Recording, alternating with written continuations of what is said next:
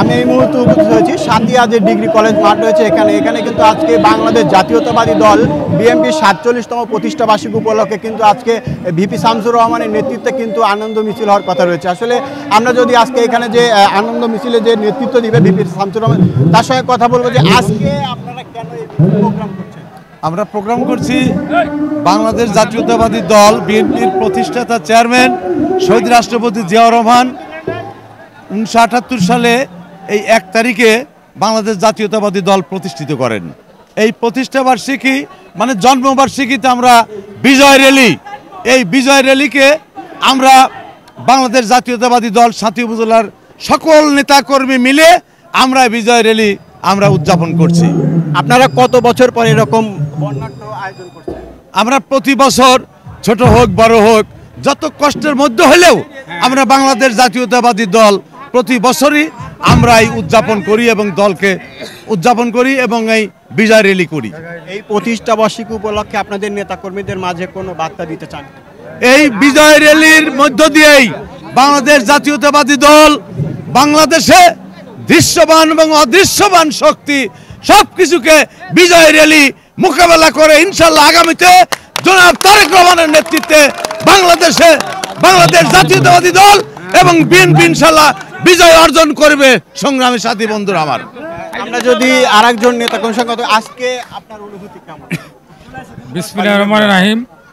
আজকে আমার অনুভূতি, আনন্দ, আবেগ কথাই বলতে পারছি না। এই অবস্থা বিগত ফ্যাসিস্ট সরকারের আমলে বাংলাদেশ জাতীয়তাবাদী দলের উপরে দমন পীড়ন, নির্যাতন, জেল জুলুম, হত্যাযজ্ঞ যেভাবে চালিয়েছে, আমাদের দলটিকে নিশ্চিহ্ন করার একটা প্রচেষ্টা ওই স্বৈরাচারী শেখ হাসিনা এবং তার দল চেষ্টা করেছিল।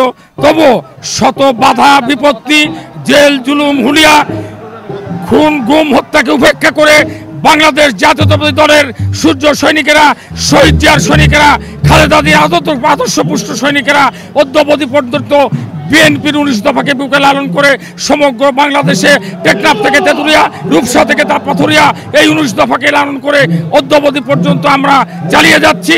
আজকে আমাদের সবচেয়ে আনন্দের দিন যে আজকে আমাদের দলের প্রতিষ্ঠা বার্ষিকী এবং আমি প্রতিষ্ঠা বার্ষিকীতে আমার বাংলাদেশ জাতীয়তাবাদী দলের চেয়ারম্যান তার বিদায়ী আত্মার প্রতি গভীর শ্রদ্ধা নিবেদন করে আমি বলতে চাই যে আমরা এমন একজন নেতার দল করি, এটা আমাদের গর্ব, যিনি রণাঙ্গনে মুক্তিযুদ্ধ করে বাংলাদেশকে স্বাধীন করেছিলেন, মহান স্বাধীনতার ঘোষণা দিয়েছিলেন, যিনি একজন কিংবদন্তির নায়ক, এমনকি মুসলিম বিশ্বের নেতৃত্ব পর্যন্ত উনি দিয়েছেন।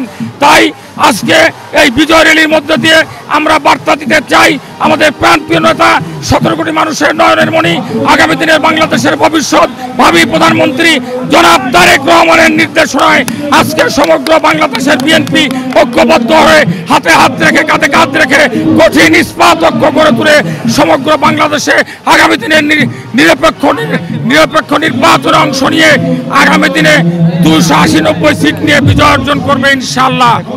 এবং সেই বিজয় হবে আমাদের সমগ্র বাংলাদেশের মানুষের বিজয়, আমাদের নেতার সমগ্র বাংলাদেশের মানুষকে নিয়ে নতুন বাংলাদেশ তৈরি করবে। আমরা আরেকজনের সঙ্গে কথা বলবো যে আসলে আজকে 47তম প্রতিষ্ঠা বার্ষিকীতে আমরা আজকে একটা ব্যতিক্রমধর্মী অবস্থান অনুভব করছি। দেখেন নেতাকর্মীদের মধ্যে কত স্বতঃস্ফূর্ততা, নেতাকর্মীদের মধ্যে কি স্বতঃস্ফূর্ততা।